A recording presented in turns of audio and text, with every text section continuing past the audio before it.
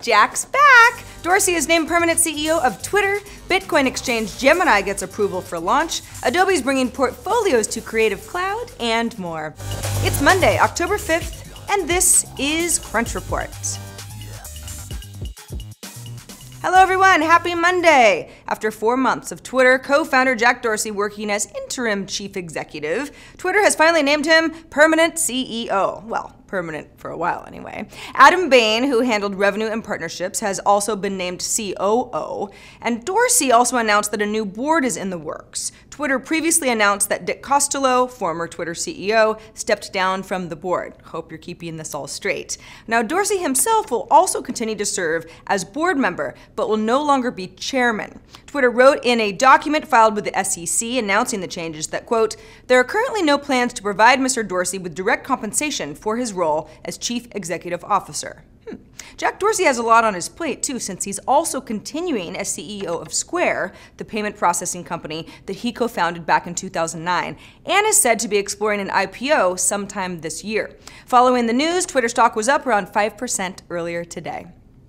Google just gave Symphony Communication Services a bunch of money. Dow Jones is reporting this news. Now, the investment would value the company at $650 million, and the deal is expected to close this week. But you might be asking yourself, what's Symphony? It's a messaging service that's designed to compete with Bloomberg's financial terminal business by providing news and research from Dow Jones. The company has already received financing from Wall Street players like Goldman Sachs and Morgan Stanley, JP Morgan, and BlackRock. The product is free as of last month, but if a company wants full security and tracking abilities, they'll have to upgrade to the enterprise version. So, why would Google want part of Symphony? Well, secure communication, the ability to track content, a lot of features that current enterprise darling Slack already does, that could appeal to both consumers and businesses, which is right in Google's wheelhouse. But neither Google nor Symphony are commenting on the report at this time.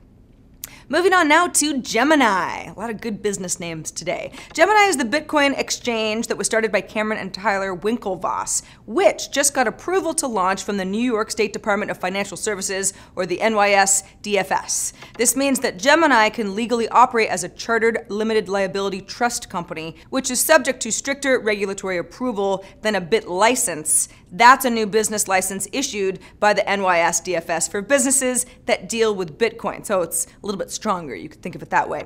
Gemini will allow both Bitcoin and offline cold storage and flat deposits in a New York-based FDIC insurance-eligible bank. Gemini will charge a 25 basis point fee to both buyers and sellers on each transaction as well. Now, US dollars to Bitcoin exchanges, they've existed for a few years, but most are unregulated and some are run outside the US. You might remember that mt.gox shut down in February 2014 after losing more than $450 million in Bitcoin. Gemini's new platform will be open for trading this Thursday, October 8th, and has already started accepting signups. Adobe's annual MAX conference started today in Los Angeles, and the company kicked things off with a handful of new features for its Creative Cloud products and their companion mobile apps. Adobe's also launching new portfolio sites for creative professionals on its service, which is based on its existing Behance service that it acquired back in 2012. Now, the new Adobe portfolio should launch before the end of the year and is meant to make it easier for creatives to showcase their work online.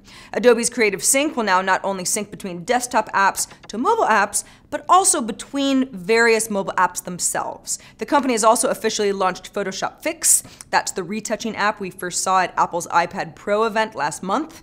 Made somebody smile, remember that? Overall, no huge updates from Max, at least not today. Although since Adobe moved to a subscription model, the company can launch features when they're ready throughout the year. What is the hardest thing in the world to do? Just something that nobody can really do well. Some might say playing Flight of the Bumblebee on a violin for the Vienna Orchestra. But I say canceling your internet and cable service. And everybody's favorite provider, Comcast, actually employs people that are dedicated to retaining us customers that are trying to quit, complete with a guidebook on how to keep a customer on the phone and persuade them to keep their Comcast service. It's an evil situation.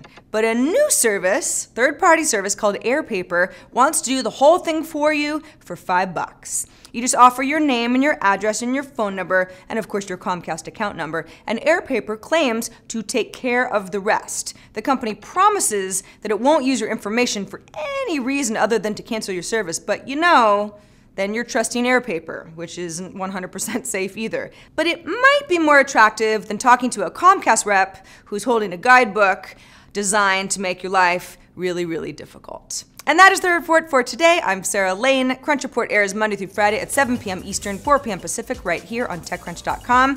Hope you had a nice weekend, and we'll see you tomorrow.